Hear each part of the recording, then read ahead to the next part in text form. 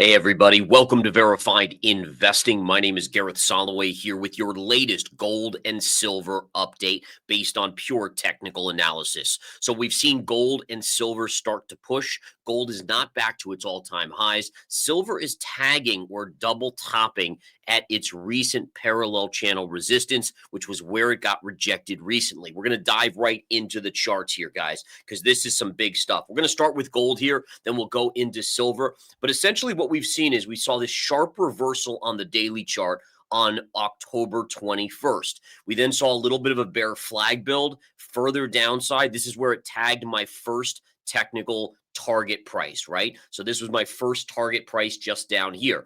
Now, since then, I expected it to more do a bearish flag with a little bit of upside. Instead, it's pushed up very strongly. Now, as of now, that does change probabilities slightly about what we could see, but doesn't change it all the way. So what does it mean here, folks? Well, number one, we did push through first resistance. This was going to be the first big test right in here. I showed this in the last couple days. Where was gold going to struggle potentially? You can see all we got there was a pause day. Now, I do think that there's some other factors in here, right? So we obviously are hearing more and more about uncertainty with the U.S. economy. We hear about how the government is reopening, but the spending is just getting worse and worse. And all of these factors are fueling the nervousness of investors. And they're saying, okay, we're starting to exit tech stocks. We've seen tech stocks stay a little bit weaker than defensive names in the markets. And ultimately, some of that money is coming over to the gold and silver market. Now, the question is, will that continue? Let's look at the charts again. So as we push up, is it clear sailing back to all-time highs, which would be a technical double top? There's one point that you want to watch prior to that, right in here. All right, we are virtually just about to hit it now. I talked about this yesterday in my trading game plan. And again, this is the 4250 level.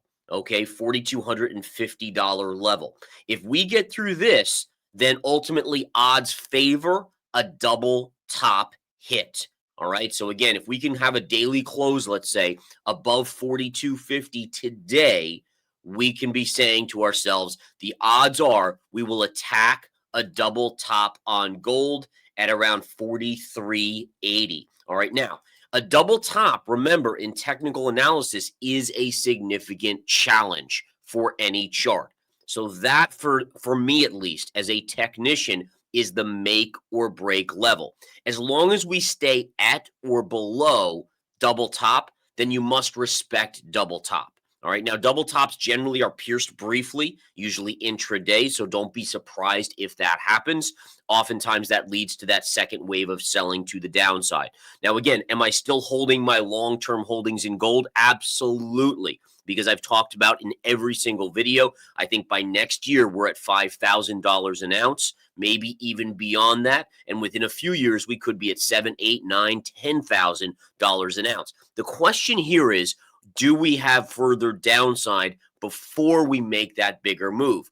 And that double top is going to be the answer to that. If we bust through that double top, we actually could hit 5,000 by early 2026, potentially as early as January or February. All right, but right up here, this is the big one. In fact, I'll switch it into a more vibrant standout color here in white, because that's the one you're watching. Now, today, I'm following this level, because if we can't get through this level, then double top's not even important, right? Now, on the downside, let's talk about downside. So a good technician is looking at both sides. So let's summarize what I've said to you so far. So right now, we've seen a more volatile vertical move than the charts had initially suggested. Okay, whether it's the government reopening, the spending, whatever it may be, the fear in the U.S. markets because of, again, a weaker economy potentially, and maybe the Fed is looking less likely to cut rates. Now, again, we'd think, oh, cutting rates, that's actually bullish for gold. Yes, in the long term, but in the short term, not cutting rates is more uncertainty about the economy, right? If they cut rates, then they're kind of cushioning the economy and keeping it strong, right? People are like, okay, well, then the stock market will continue to go up. If they don't cut rates, people worry the stock market's going to fall more, and therefore people are pulling money out and moving it into gold. See how that works? Okay, so in summary, what we've seen here is a little bit more of a vertical move that's now taken out short-term resistance levels, and you really wouldn't classify this as a bear flag formation. Now, it doesn't mean, again, a bear flag, just because the bear flag doesn't form doesn't mean we can't have further downside. It means that probability-wise, it's shifted, it's downshifted the probabilities of that downside slightly. It's still favoring it by more than 50%. But prior, when we came down and we started to chop sideways for about a week, the odds were about 75% we were going to go down. It's down to about 60%. And if we obviously take out double top, then it flips to the other side and says, okay, now we're clear sailing for the upside. All right. So again, we've taken out this level here. We're now testing or getting close to testing 42.50. We take that out, we should hit double top. Now, on the downside, right, as we talked about, okay, well, what would tell me that this chart is flipping strongly bearish? Very, very simple here. Any violation of this pivot low. And by the way, look at how that low matches perfectly with these little pivot tops right in there. Very defined pivot point. So if let's just say the chart on gold comes here and gets rejected, right? And we start to fall, we maybe come in here, we get a small bounce, then we fall down here. If we start trading below here, this is where you can go back to expecting the downside of as much as 35 to 3,600. This, again, was my max drawdown potential. Now, remember, a max drawdown potential is basically like, okay, in worst case scenarios, this is where gold could go to. It's also where I've said I would actually buy more long-term gold for my longer-term thesis, because at that point it would be discounted enough to make sense. So we're going to have to watch that level very, very closely. But this is, again, this level right here, right in there, folks, that is your low-end pivot. If we violate that, we've now made a lower low. And if we don't take out double top, we'd actually have a lower high. So lower highs, lower lows would consistently tell us we have our downtrend in the near term. All right, so I know there's a lot to unpack here, folks, but this is what a technician, a true technician, does with charting, right? We're looking constantly at new data or new price action in the case of gold that kind of guides us to understanding what that next move could be. Okay, now we're going to flip over to silver. Now, silver's amazing here, right? Because silver has now pushed up in the last 4 trading days, and this is what we call a double top. Now, it's not just a simple double top. A simple double top is what we could have on gold if we go back here. The reason why silver is not just a simple double top is because it is also a part of this bigger parallel, right? So here we have the financial crisis low, we'll call it here, okay? All right, there we go right there. So that's your financial crisis low. Here's your COVID low, okay? That was the other marking of, so you can see how these lows on silver have been significant. And then this was bull market high of 2011, okay? So this chart, again, goes back to literally the biggest events since the financial crisis in terms of the highs and lows on silver. And so, again, if we didn't have this parallel here, this would just be a standard double top, which by itself would be still some resistance. And we can see, again, you can see this little bit of a pierce here, and it's kind of backing off. Because of that parallel, it tends to be more stringent. It tends to be stronger in terms of its resistance. And so, listen, I'm still a mid to long-term bull on silver, but I'm very inclined to look at silver here. In fact, I shorted a little bit of silver here for a quick trade. Now, remember, we're talking quick intraday trade. I did it with my commodity members in Smart Money, Commodities and Miners.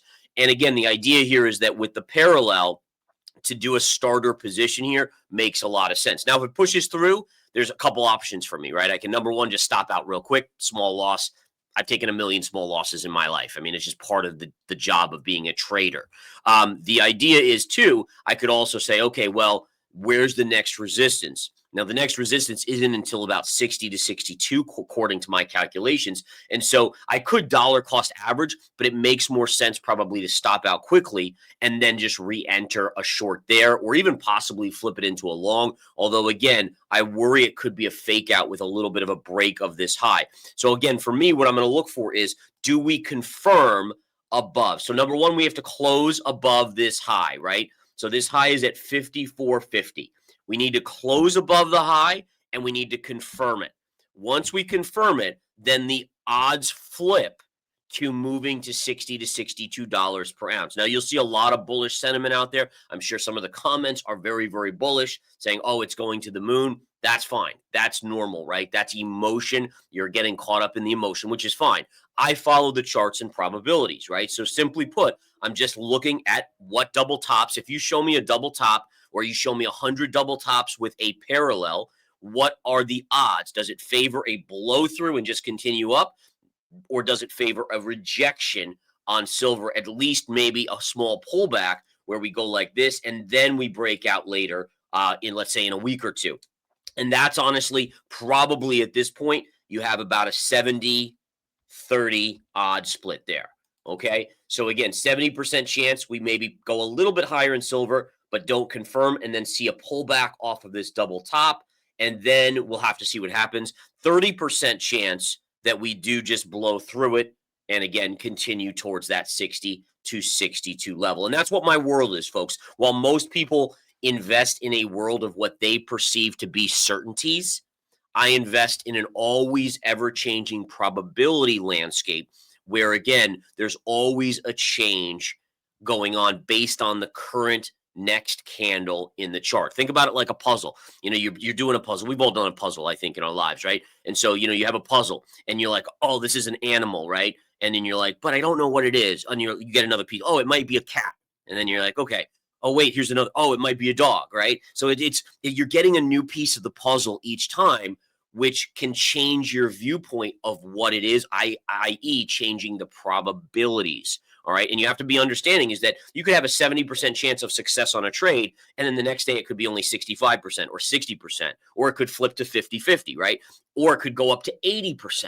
And that's the beauty of being a technician, is that you always have to be willing to say, okay, the thesis yesterday was firm saying this was going to happen, but now it's shifting slightly, or it's shifted totally. And again, that's okay. That's what trading is about. People that react the quickest in trading based on probability decision making versus being like, nope, this is going to happen no matter what. Those are the people, by the way, the people that say, nope, this is going to happen no matter what, that end up basically losing. If you're willing to say, okay, this is now shifting, I may have to adjust my position size or my position totally. That's the true winners in the investing and trading world. All right, guys, I'm going to get going. I will keep you posted. We're getting action in these commodities. I will keep you guys posted. Thank you so much for tuning in. Again, feel free to share with friends and family, and I'll talk to you soon. Take care.